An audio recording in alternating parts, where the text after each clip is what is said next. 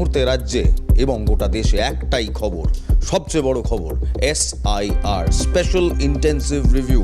আপনি আদৌ এই দেশের নাগরিক না নাগরিক নন, আপনার ভোটার কার্ড থাকলেই কি আপনি নাগরিক, এই সমস্ত প্রশ্ন ইলেকশন কমিশন তুলে দিয়েছে। আর সেই প্রশ্ন তোলার সঙ্গে সঙ্গে আজ ঠিক সকালবেলা একটা চিঠিও পাঠিয়েছে ইলেকশন কমিশন। এই চিঠিতে ইলেকশন কমিশন বিহারে কত মানুষ বাদ পড়লো ভোটার তালিকা থেকে তার খতিয়ান দিয়েছে, এবং এই খতিয়ান রীতিমতো চমকে দেয়। এই মুহূর্তে দাঁড়িয়ে 56 লক্ষ ভোটার বাতিল। বিহারে 56 লক্ষ ভোটার তারা বাতিল। তারা কারা? ইলেকশন কমিশন বলছে 98.01 ভোটার কিংবা ইলেকটোরাল তারা কাভার্ড হয়েছে এই SIR এ। তার মধ্যে 20 লক্ষ ভোটার মৃত, তাদের কোনো সন্ধান পাওয়া যায়নি। 28 লক্ষ পার্মানেন্টলি কিংবা স্থায়ীভাবে বিহারে বসবাস করেন না, অন্যত্র চলে গিয়েছেন। 7 লক্ষ ভোটার একাধিক জায়গায় তাদের ভোটার কার্ড রয়েছে, অর্থাৎ তাদের নাম একাধিক জায়গায় রয়েছে। তার মধ্যে আরও 1 লক্ষ ভোটার রয়েছে যারা ফেরার, যাদের কোনো ট্রেস সন্ধান ইলেকশন কমিশন পায়নি। 15 লক্ষ ভোটার তারা SIR এর ফর্ম ফেরতই দেননি। এই মুহূর্তে 7.17 কোটি ইলেক্টর ফর্ম কিংবা 90.89% SIR ফর্ম ইলেকটোরাল ডেটা পাওয়া গিয়েছে ইলেকশন কমিশনের কাছে, চাপ জমা পড়েছে বিহারের পক্ষ থেকে। অর্থাৎ এই মুহূর্তে বিহারে 56 লক্ষ মানুষ যারা 2024 সাল অবধি ভোট দিয়েছিলেন, তারা আজ ইলেকশন কমিশনের এই চিঠির পর আর ভোটার নন। আমরা এই নিয়ে কথা বলবো, রাজনৈতিক বিশ্লেষক সুমন ভট্টাচার্য আমাদের সঙ্গে রয়েছেন, যাবো তার কাছে।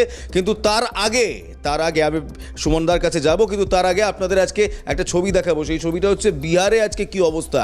বিহার বিধানসভা রীতিমতো তুলকালাম। RJDর সঙ্গে বাকি বিরোধীরা আজ বিহার বিধানসভায় রীতিমতো তুলকালাম ফেলে দেয়। তাদের একটাই দাবি, এটা ইচ্ছে করে ভারতীয় জনতা পার্টি, কেন্দ্র এবং ইলেকশন কমিশন যোগসাজশ করে তাদের ভোট বৃদ্ধির জন্য এই ষড়যন্ত্র করেছে। এই দাবি আপনারা ইন্ডিয়া জোটের শরিকদের মুখে শুনেছেন, অভিষেক বন্দ্যোপাধ্যায়ের মুখে শুনেছেন, মমতা বন্দ্যোপাধ্যায়ের মুখে শুনেছেন। আজ যে ছবি দেখছেন একেবারে বিহার বিধানসভার বাইরে, বিরোধীরা RJDর সঙ্গে বাকি বিরোধী দল রীতিমতো ময়দানে নেমে সোচ্চার হয়েছেন বিক্ষোভে। আমার সঙ্গে সুমনদা রয়েছেন, সুমন ভট্টাচার্য রাজনৈতিক বিশ্লেষক। সুমনদা, রাতারাতি 56 লক্ষ ভোটার আর বৈধ ভোটার নয়, তারা 2024 সালে ভোট দিয়েছিলেন, কিন্তু এখন ইলেকশন কমিশন একটা চিঠি দিয়ে বলে দিল তারা বৈধ ভোটার নয়। রাজনৈতিক ষড়যন্ত্র নাকি সত্যি এটার দরকার ছিল? এটা 56 লক্ষ নয়, ফিগারটা অ্যাকচুয়ালি 71 লক্ষর কাছাকাছি। কারণ যদি আপনি 2024-এর লোকসভা নির্বাচনের সময়কার বিহারের ভোটার তালিকা দেখেন, তাহলে বিহারের ভোটার তালিকা ছিল হচ্ছে 7,78,00,000 কাছাকাছি। সেটা যদি 7,08,00,000 নেমে আসে, তাহলে রাফলি 70 লক্ষ মানুষ বাদ যাচ্ছে। অর্থাৎ একটা রাজ্যের ভোটার তালিকা থেকে প্রায় 9% বাদ যাচ্ছে। এটা তো কোনো সুস্থ সিস্টেমে হতে পারে না। দেখুন, নির্বাচন কমিশনের এই যে স্পেশাল ইন্টেন্সিভ রিভিশন, এটা অবশ্যই বেসিক্যালি সেখানকার যে বিরোধী দল RJD বা তার যে ভোট ব্যাংক, সেই পিছড়ে বর্গকে নিশানা করে। দেখুন, প্রথমত হচ্ছে যদি আপনি এই পুরো ন্যারেটিভটায় বিশ্বাস করেন, তাহলে প্রথম প্রশ্ন যেটা আসে যে এই যারা বিহার থেকে ছেড়ে চলে গেছে বলে নির্বাচন কমিশনের দাবি, তারা ছেড়ে গেছে এটা নির্বাচন কমিশন জানলো কি করে?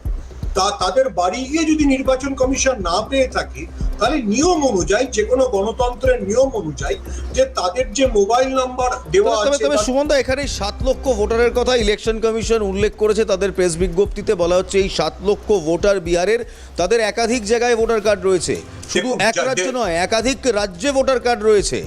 এবং পুরো পরিসংখ্যান তো ইলেকশন কমিশন আজকে রীতিমতো তাদের বিবৃতিতে দিয়ে দিয়েছে।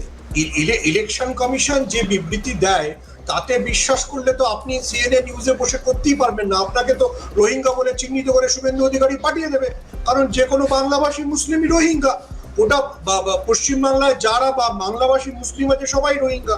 ফলে ইলেকশন কমিশন আর শুভেন্দু অধিকারীর তত্ত্ব, এতে বিশ্বাস করলে আপনার আর আমার মধ্যে কোনো আলোচনাই হতে পারবে না। আমি উগ্র বর্ণবাদী ব্রাহ্মণ আর আপনি মুসলিম, আপনার তো ভারতবর্ষে থাকারই অধিকার নেই। ফলে ইলেকশন কমিশনের তথ্য যে ইলেকশন কমিশনার 2024-এর নির্বাচনের আগে রাজেশ কুমার রাত্রিবেলা শায়রি শোনাতেন, আর এই জ্ঞানেশ কুমার কি শোনান আমরা এখনো জানি না। দেখুন, তবে সুমনদা, ইলেকশন কমিশন অফ ইন্ডিয়ার তথ্য যদি বিশ্বাস না করি তাহলে কার তথ্য বিশ্বাস করব? রাজনৈতিক তথ্য হলে, কোনো দলের তথ্য হলে নিশ্চয়ই বক্তব্য হতো, কিন্তু ইলেকশন কমিশন অফ ইন্ডিয়া স্বতন্ত্র একটি সংস্থা। ইলেকশন কমিশন তো যদি তথ্য আপনাকে বিশ্বাস করতে হয়, তাহলে তো ভারতবর্ষের প্রধান বিরোধী দলের নেতা রাহুল গান্ধী যে প্রশ্নটা করেছেন, মহারাষ্ট্রে 2024-এর লোকসভা থেকে 2024-এর বিধানসভা ভোটের মধ্যে যে 34 লক্ষ ভোটারের নাম মহারাষ্ট্রে পাওয়া গেছিল, সেটার কি হবে? দেখুন, আপনি তো পৃথিবীতে কোনো জিনিসকে যদি এক দেশ থেকে দেখেন, তাহলে যেটা সমস্যা হতে পারে, আমরা ভারতবর্ষ যে 140 কোটির গণতন্ত্র নিয়ে যে গর্বটা করতাম, আমাদের পূবের প্রতিবেশী দেশে ভোট জালিয়াতি এমন পর্যায়ে হয়েছিল যে শাসককে পালাতে হয়েছে। পশ্চিমের গণতন্ত্র পাকিস্তানে ভোট জালিয়াতি এমন পর্যায়ে হয়, যিনি সবচেয়ে বেশি ভোট পান তাকে জেলে কাটাতে হয়, সেনাবাহিনী দেশ চালায়। তো পূবের আর পশ্চিমের এই গণতন্ত্রের মাঝে ভারতবর্ষ টিকে ছিল, যেখানে ভোট হয়। রাহুল গান্ধী ঠিক একেবারে, আমি আপনার কথার রেফারেন্স টেনেই একবার দর্শকদের মনে করিয়ে দেব, মহারাষ্ট্র ভোটের পর বিরোধীরা সরব হয়েছিল ভুয়ো ভোটার প্রসঙ্গে। বিরোধীদের অভিযোগ ছিল যে ভারতীয় জনতা পার্টি নাকি মহারাষ্ট্রে ভুয়ো ভোটার ঢুকিয়ে তখ্ত পালট করেছে। কিন্তু আজ যখন এই একই বক্তব্য সরাসরি উঠে আসছে ইলেকশন কমিশনের কাছ থেকে, তখন কিন্তু বিরোধীরাই একাট্টা। এবং শুধু বিহার বিধানসভা নয়, আসুন দিল্লির ছবি দেখাই। একেবারে রাজধানী দিল্লি, সেখানে সংসদ, যেখানে আমি আপনি ভোট দিয়ে, ওই যে ভোটার কার্ড নিয়ে সংশয়, সেই ভোটার কার্ডের অধিকারে যে ভোট দিয়ে যাদের আমরা পাঠিয়েছি সংসদে আমার আপনার কথা বলার জন্য, তারা অর্থাৎ বিরোধীরা, বিরোধী শিবির আজ মকদ্দারে একাট্টা এসআইআর এর বিরোধিতায়। কারণ তাদের বক্তব্য এটা কেন্দ্রের চক্রান্ত, এবং এই চক্রান্তে সরাসরি জড়িত রয়েছে ইলেকশন কমিশনও। যদিও আবারও বলে দিই, এটা বিরোধীদের অভিযোগ। সেই ছবি আপনাদের দেখাচ্ছি আজকে মকদ্দারের সামনে। ইন্ডিয়া জোট রীতিমতো বিরোধিতায়। কল্যাণ বন্দ্যোপাধ্যায় কি বললেন শোনাবো আপনাদের। ভোটার আইডি কার্ড কার জন্য চালু হয়েছিল? চালু হয়েছিল তো মমতা বন্দ্যোপাধ্যায়ের জন্য। তাহলে 1994-95 সাল থেকে 2025 সাল পর্যন্ত তুমি যে ভোটার আইডি কার্ডের উপর বিশ্বাস করে চলেছো, সেই ভোটার আইডি কার্ড আজকে কি করে বলছো আমি নেবো না? How can you say this? Election কমিশনে তো ভোটার আইডি কার্ড দিয়েছে, অন্য কেউ তো ভোটার আইডি কার্ড দেয়নি। আর এই ভোটার আইডি কার্ড আনার জন্য যার সবচেয়ে বড় রোল, তার নাম হচ্ছে মমতা বন্দ্যোপাধ্যায়। আজকে তুমি যে বলছো ইলেকশন, কখনো কি বলেছে ইলেকশন হয়েছে আনফেয়ারলি? প্রত্যেকবার you have claim that election was fair. তো আজকে এতদিন ধরে ইলেকশন ফেয়ার হয়েছে বলে এসে আজ তুমি কি করে বলছো ভোটার আইডি কার্ড বাতিল করে শুনবো না? সুমনদা, কল্যাণ বন্দ্যোপাধ্যায় যে কথা বলছে সেই পরিপ্রেক্ষী কিংবা সেই রেশ টেনেই আমি যদি প্রশ্ন করি যে এতদিন যে ভোটার কার্ড আমাদের ভারতীয় নাগরিক হিসেবে চিহ্নিত করতো, কারণ ভোট তারাই দিতে পারে যারা ভারতবর্ষের নাগরিক, সেই কার্ডটাই যদি আর মান্যতা না থাকে, সেই কার্ডেরই যদি মান্যতা না থাকে, তাহলে আমি আপনি ভারতীয় নাগরিক এটা প্রমাণ করব কিভাবে? আপনি ইলেকশন কমিশন, যে ইলেকশন কমিশনকে তথ্যকে আপনি বিশ্বাস করতে চাইছিলেন, সেই ইলেকশন কমিশনের তথ্যে যদি আপনি বিশ্বাস করতে চান, তাহলে বিহারের জন্য তারা 11টা ডকুমেন্টকে বলেছিল যেগুলোকে মান্যতা দেওয়া হবে। তার মধ্যে একটা পাসপোর্ট, একটা ম্যাট্রিকুলেশন সার্টিফিকেট, একটা বাবা মার সার্টিফিকেট, একটা তুমি যদি সরকারি চাকরি করো তার সার্টিফিকেট। এবার দেখা যাক বিহারের জনসংখ্যার মোট কত শতাংশের হাতে পাসপোর্ট আছে। বিহারের জনসংখ্যার 2% হাতে পাসপোর্ট আছে। বিহারের জনসংখ্যার 23% হাতে ম্যাট্রিকুলেশন সার্টিফিকেট আছে। বিহারের মোট জনসংখ্যার 4.8% তারা সরকারি চাকরি করে। তাহলে জনসংখ্যার কত শতাংশ বাদ চলে যাচ্ছে এই গোটা প্রক্রিয়াটা থেকে?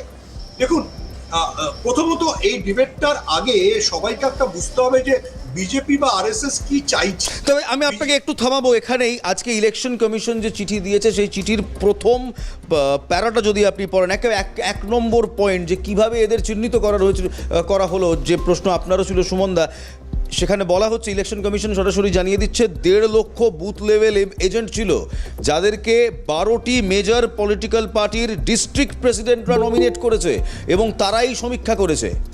আপনি বলছেন তাতেও জল রয়েছে, সুমন ভট্টাচার্য। একই সঙ্গে এটাও সত্যি, একজন সাংবাদিক অজিত আঞ্জু, যিনি একসময় দূরদর্শনেরই এক্সিকিউটিভ এডিটর ছিলেন, তিনি বিহারে ইলেকশন কমিশনের পারমিশন নিয়েই একটি বিএলও সেন্টারে বসে দেখিয়েছিলেন সেখানকার লোকেরা নিজেরা স্ট্যাম্প মারছে এবং নিজেরাই ফেলছে।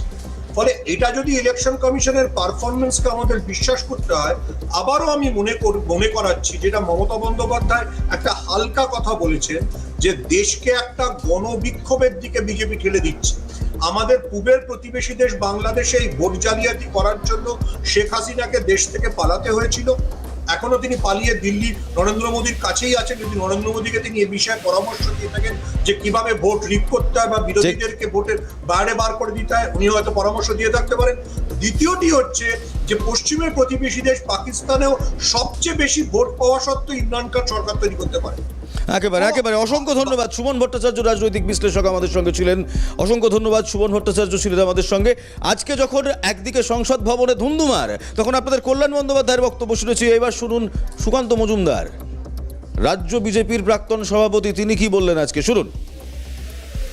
কংগ্রেস বিক্ষোভ দেখাবে, এটা তো অত্যন্ত স্বাভাবিক, কারণ বাংলাদেশি মুসলিমদেরকে নিয়ে এসে ভোট ব্যাংক বানিয়ে রেখেছে তৃণমূল কংগ্রেস, তো তারা তো বিক্ষোভ দেখাবে। মামাবাড়ি রাজত্ব নাকি হতে দেবো না। নির্বাচন কমিশন যদি ঠিক করে হতে হবে তো হবে, প্রয়োজনে যা করার তা করতে হবে নির্বাচন কমিশনকে। দেখুন, চোরে না শোনে ধর্মের কাহিনী, সহজে তো শুনবে না, চোরকে কান মোলে শোনাতে হবে। তৃণমূল কংগ্রেসের কান মোলে শোনাতে হবে।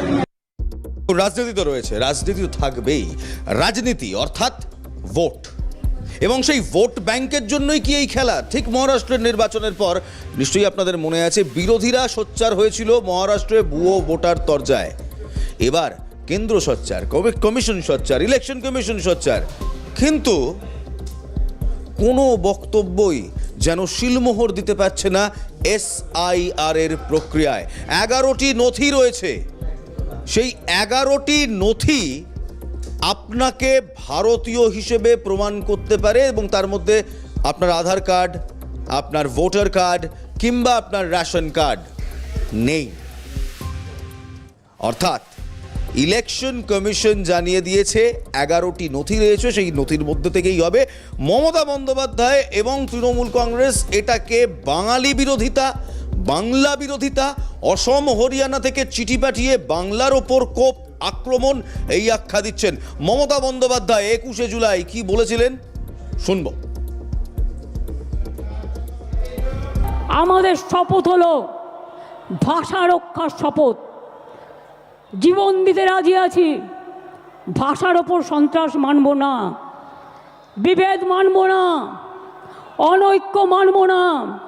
স্বামী বিবেকানন্দ মানব, রামকৃষ্ণ মানব, রবীন্দ্রনাথ মানব, বিদ্যাসাগর মানব, রবীন্দ্রনাথ মানব, নজরুল মানব, আম্বেদকর মানব, গান্ধীজি মানব, নেতাজি মানব। বাংলা ভাষার ওপর সন্ত্রাস আমরা মেনে নেব না, পায়ে পড়লেও মেনে নেব না, আপনারা ক্ষমা চাইলেও মেনে নেব না। এ আন্দোলন, এ অত্যাচার, এ অপপ্রচার যত বেশি কুৎসা করবেন, তৃণমূলের ভিত আরও শক্তিশালী হবেন। কোথাও মমতা বন্দ্যোপাধ্যায় একেবারে স্পষ্ট করে দিলেন 26-এর ভোটের ইস্যু তার কাছে বাঙালি রশ্মিতার লড়াই, বাংলা এবং বাঙালির লড়াই।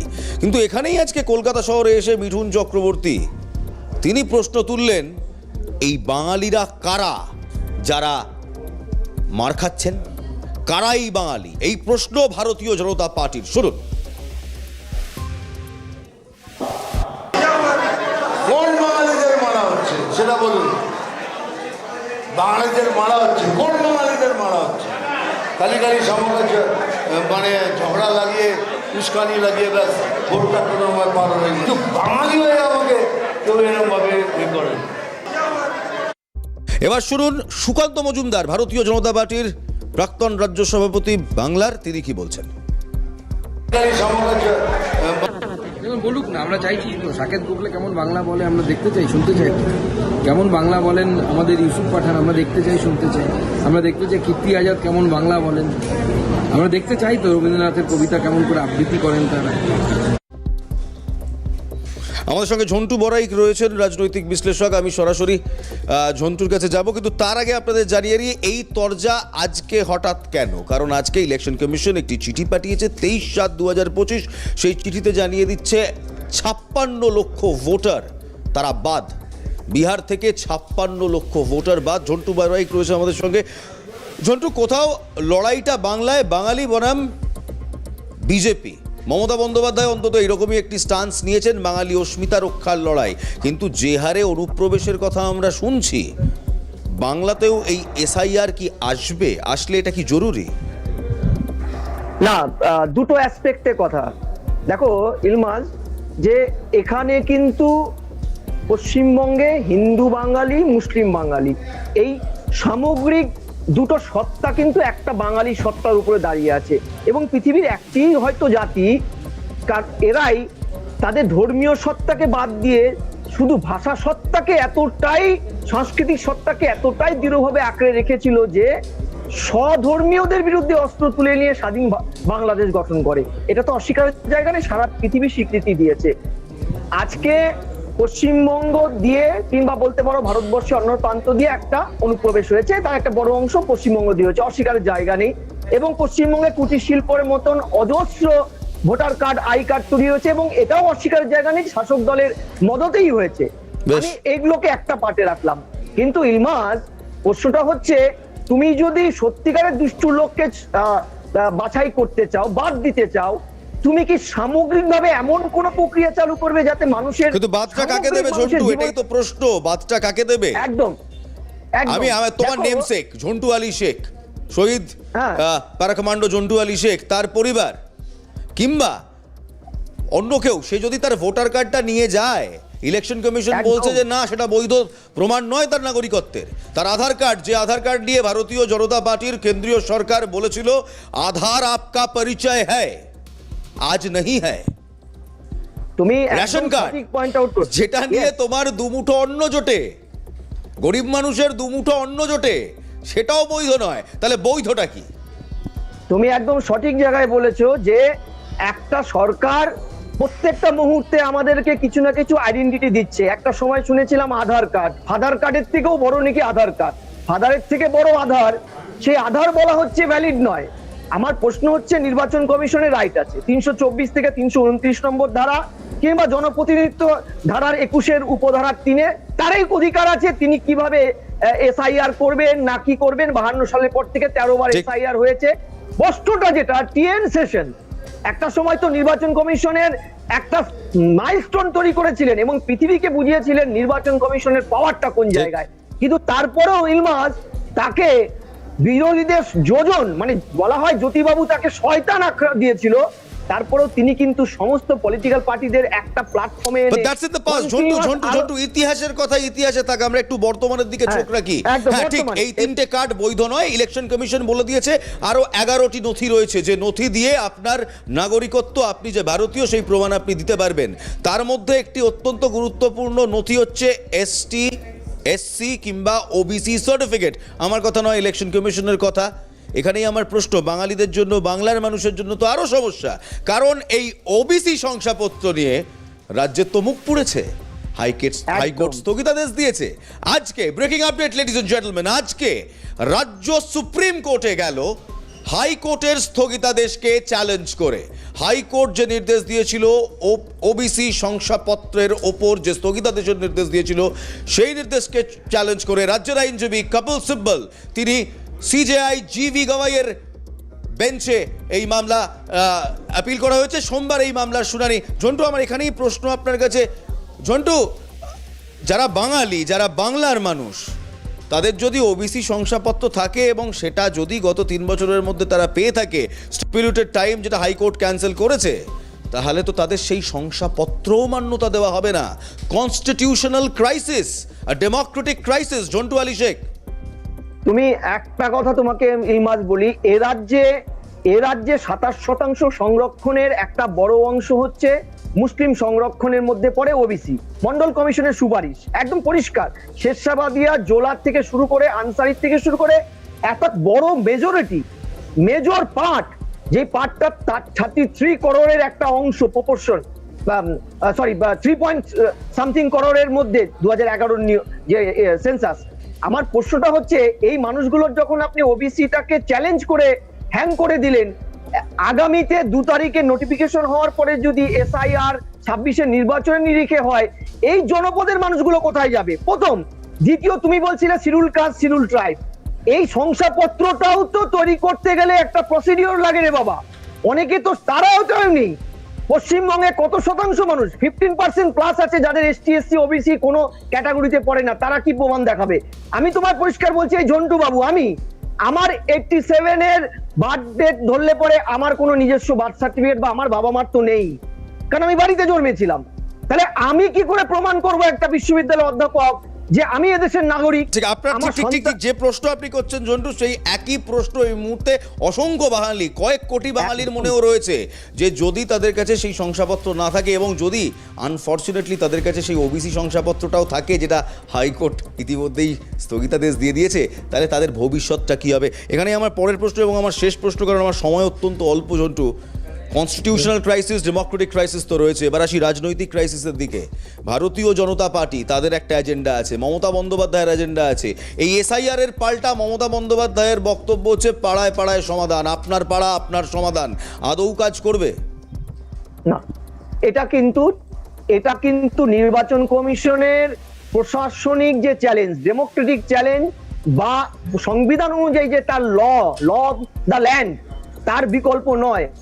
মমতা ব্যানার্জি এখানে একটা প্যারালাল কিন্তু পলিটিক্যাল এজেন্ডা তৈরি করলেন। আমি আবারও বলছি, পাড়ার সমাধান, মমতা ব্যানার্জির পাড়ার সমাধান এতগুলো মানুষের, আমার মনে হয় এখানে এসআইআর চালু হলে 1 কোটির উপরে ইলমাজ নাম কাটা পড়বে, বিহারের থেকে যোজন বেশি।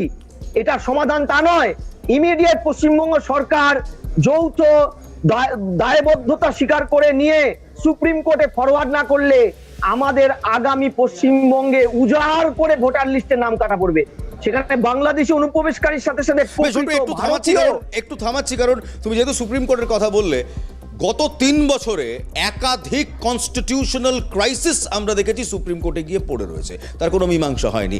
রাজ্য কেন্দ্র সমন্বয়ের কথা আমরা বলি, ফেডারেল স্ট্রাকচারে বাস করি, সেই ফেডারেল স্ট্রাকচার অনেকদিন আগেই কার্যত ভেঙে পড়েছে, কারণ কেন্দ্র এবং রাজ্যের মধ্যে সমন্বয় নয়, প্রায় সমস্ত প্রকল্পই সুপ্রিম কোর্টে গিয়ে আটকে রয়েছে। সেখানে এসে ইলেকশন কমিশন অফ ইন্ডিয়া, তাদের বিরুদ্ধে অভিযোগ মমতা বন্দ্যোপাধ্যায় তারা ভারতীয় জনতা পার্টির হয়ে কাজ করছে। কনস্টিটিউশনাল ক্রাইসিস সলভ করবে জুডিশিয়ারি পলিটিক্যাল লেভেলে নেমে? ঝন্টু, না, একদম তোমার একদম ভ্যালিড, কত সাংঘাতিক একটা প্রশ্ন করেছো তুমি। সুপ্রিম কোর্টের একটা লিমিটেশন আছে। কিছুদিন আগে বিহার নিয়ে একটা যখন তৈরি হলো, মামলা হলো সুপ্রিম কোর্টে, সুপ্রিম কোর্ট কিন্তু তার অপারগতা, একটা স্ট্যাটিউটরি বডির বিরুদ্ধে তার অসহায়তা প্রমাণ করেছে। অর্থাৎ এই জায়গায় গিয়ে সুপ্রিম কোর্টেও কতটা আমরা রিলিফ পাবো সেটা যেমন একটা প্রশ্ন, আবার এটাও প্রশ্ন কিন্তু যে সুপ্রিম কোর্ট ছাড়া আমাদের কিন্তু আর কোনো গতি নেই। State government political agenda, hidden agenda, পাড়ার সমাধান একটা দিকে করতেই পারে। ঠিক সঙ্গে থাকো ঝন্টু, কারণ এই যে গড়মিলের প্রশ্ন উঠে আসছে, 56 লক্ষ কাল ছিল, 2024-এ তারা ভোটও দিল, কিন্তু আজকে কি অদ্ভুত ব্যাপার দেখুন, সেই 56 লক্ষ ভোটার বৈধ ভোটার নয়, ইলেকশন কমিশন বলে দিল। এই নিয়ে অল ইন্ডিয়া তৃণমূল কংগ্রেস তারা একটা পোস্ট করেছে। এই পোস্টে তাদের একটাই প্রশ্ন, এই গড়মিল কারা করছে, কে করছে, কিভাবে করছে? অল ইন্ডিয়া তৃণমূল কংগ্রেস তাদের তরফ থেকে আজ সোশ্যাল মিডিয়াতে একটি পোস্ট করা হয়েছে এবং সেই পোস্টে একটাই প্রশ্ন তুলেছে তারা, এই গড়মিলের পেছনে কারা? সত্যি তো ইলেকশন কমিশনের ইলেকটোরাল রোলে ঝন্টু যদি কাউকে নাম তুলতে হয়, তুমি আমি কিংবা আমাদের পরবর্তী প্রজন্ম যেই হোক না কেন, তাকে ইলেকশন কমিশনের কাছ থেকে গিয়েই নাম তুলতে হয়। তাহলে এই গড়মিলের দায় কার? এর গড়মিলের দায়টা মূলত সেন্ট্রাল নির্বাচন কমিশনের। কিন্তু তুমি যদি পার্শিয়াল অ্যাকাউন্টেবিলিটির পার্টটা বলো, আমি নির্বাচন কমিশনে ম্যানেজটিভ রাইটার দিয়ে জীবনের কাজটা শুরু করি, আমি এটা জানি যে এখানে কিন্তু নির্বাচন কমিশনের 80% স্টেক হোল্ডার তারা কিন্তু স্টেটের বিশেষ আইন 28-এর এ ধারার 1952 সালের জনপ্রতিনিধিত্ব আইনে তারা স্টেটের মেশিনারিজকে ব্যবহার করে। সেক্ষেত্রে ইমিডিয়েট দায়িত্বটা পড়ে ইআরও ডিএম সংশ্লিষ্ট রাজ্যের। ফলে দায়িত্বটা কিন্তু এক প্রকারে 100% সেন্ট্রাল নির্বাচন কমিশনের, আবার বকলমে তার পার্শিয়াল একেবারে দায়িত্ব কখনো একার কারণ হয়, দায়িত্ব আসলে লেডিজ এন্ড জেন্টলম্যান এই সিস্টেমের, যে সিস্টেমের বাসিন্দা আমি, যে সিস্টেমের বাসিন্দা আপনি। অসংখ্য ধন্যবাদ ঝন্টু বড়াইক, রাজনৈতিক বিশ্লেষক আমাদের সঙ্গে ছিলেন। অর্থাৎ কি দাঁড়ালো, রাতারাতি 56 লক্ষ ভোটার হাওয়া হয়ে গেলেন। ইলেকশন কমিশন জানিয়ে দিল তারা আর বৈধ ভোটারই নয়। ইলেকশন কমিশন বলছে আপনার ভোটার আইডি কার্ড আপনার নাগরিকত্বের প্রমাণই নয়। কিন্তু সংবিধান কি বলছে? সংবিধান বলছে শুধু ভারতীয় নাগরিকরাই ভোট দিতে পারে, ভোটাধিকার তাদেরই থাকে যারা নাগরিক। 2025-এ দাঁড়িয়ে কি অদ্ভুত কনস্টিটিউশনাল ক্রাইসিসে গোটা ভারতবর্ষ পড়ে রয়েছে বলুন তো। দেখতে থাকুন ক্যালকাটা নিউজ।